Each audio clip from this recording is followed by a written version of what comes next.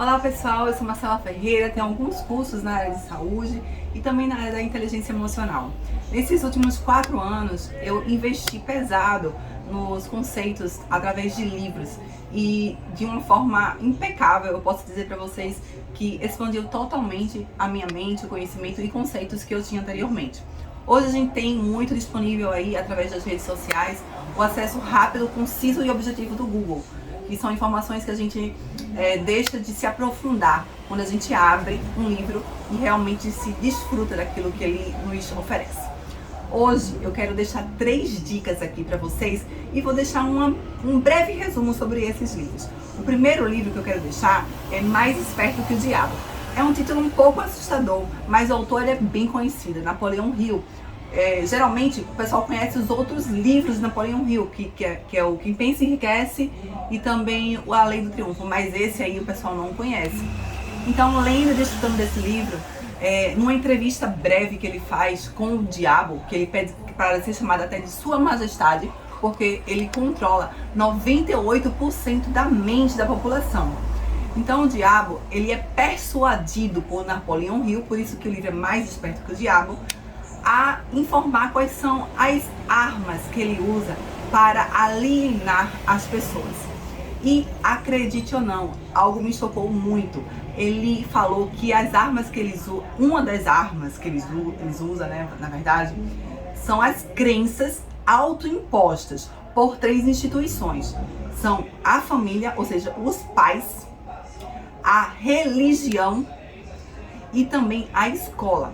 Ele fala que através dessas 3 instituições, ele consegue fazer com que as crianças cresçam sem pensamento crítico e se tornem alienadas, entrando no que se chama do ritmo cíclico hipnótico. E através disso, ele faz pessoas com mentes que não são capazes de criticar e fáceis de serem manipuladas. A segunda dica de livro que eu vou deixar para vocês é um livro bem conhecido também, chamado O Segredo, ou em inglês The Secret. Esse livro, ele fala da lei da atração e é embasado também em muita ciência. Por exemplo, físicos quânticos e neurocientistas se juntaram para fazer um documentário e validar o que eles chamaram de lei da atração, que é uma lei universal.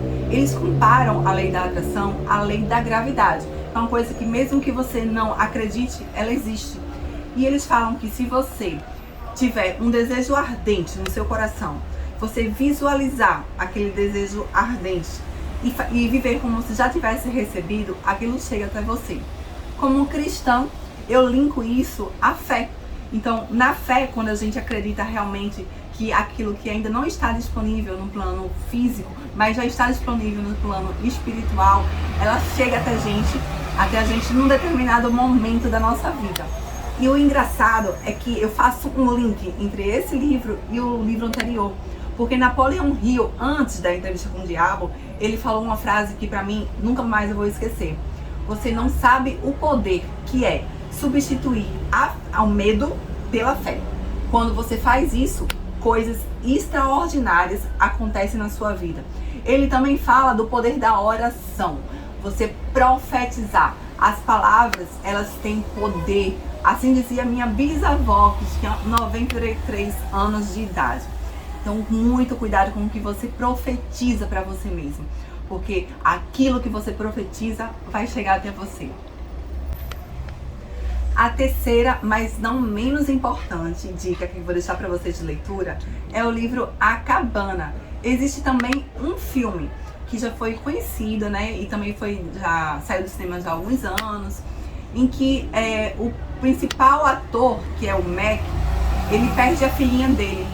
E aí a filhinha dele, ela passa por um processo de sequestro e assassinato. E ele entra num processo depressivo e começa a questionar Deus. E a fé dele, ele também coloca em questão.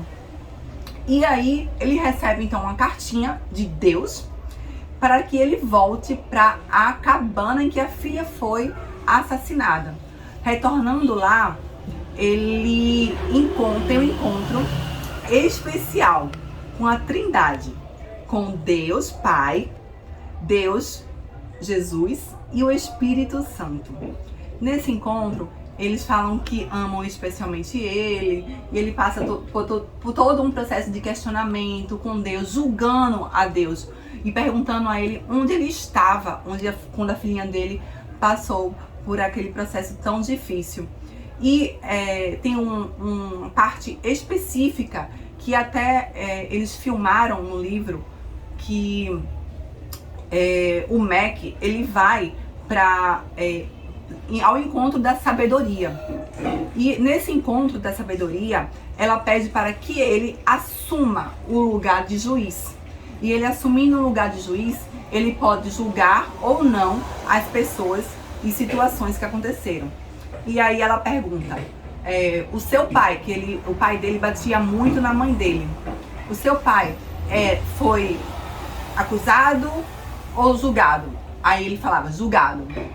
Aí depois ela mostra o pai dele batendo muito, sendo muito severamente batido pelo próprio pai dele, ou seja, era uma criancinha. E ele pergunta, e essa criancinha, a sabedoria pergunta pra ele, e essa criancinha, ela é julgada ou ela pode ser liberada? Aí ele fala, não, ele é apenas uma criança. E a sabedoria então fala, essa criança foi seu pai. E ela continua, a sabedoria, e Deus, você julga? E ele fala, com certeza eu julgo. Aí ela pergunta, por quê? Porque ele ama também o assassino da minha filha, então ele também é julgado. E aí a sabedoria pega os 2 filhos de Mac, que ainda estão vivos, uma menina e um menino que são adolescentes, e pede para que ele escolha qual deles vai ser salvo e qual deles vai para o inferno.